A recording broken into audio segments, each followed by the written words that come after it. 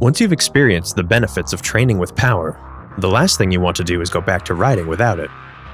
The good news is you can transfer your Rally RK or RS, or even Vector 3 spindles, to Rally XC pedal bodies, and vice versa.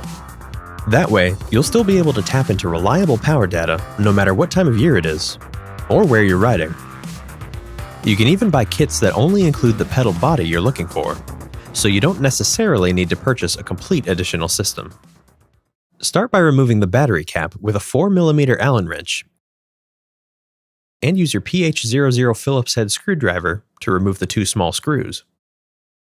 On both the Rally 100 and Rally 200 series, the left pedal has standard threads and a silver nut.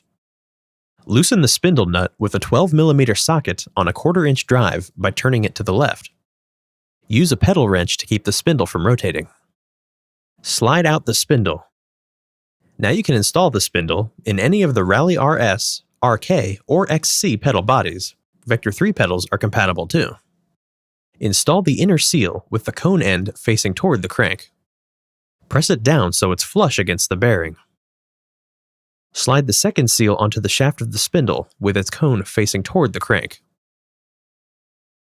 Apply a good bit of grease to the bearing and push it into the pedal with a cotton swab or your finger.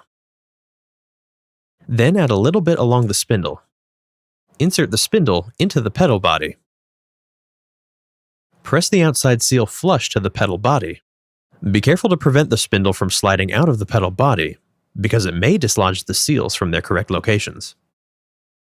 Clean excess grease from the electrical connector on the end of the spindle, and reinstall the spindle nut with the larger step toward the spindle.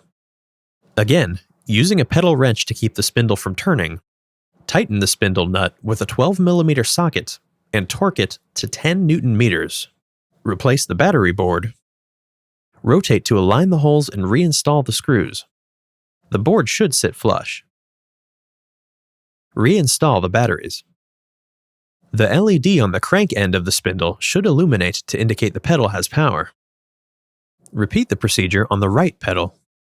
Note that the right spindle has reverse threads and a black nut. You'll need to loosen the nut with a 12mm socket by turning it to the right, and tighten it by turning it to the left.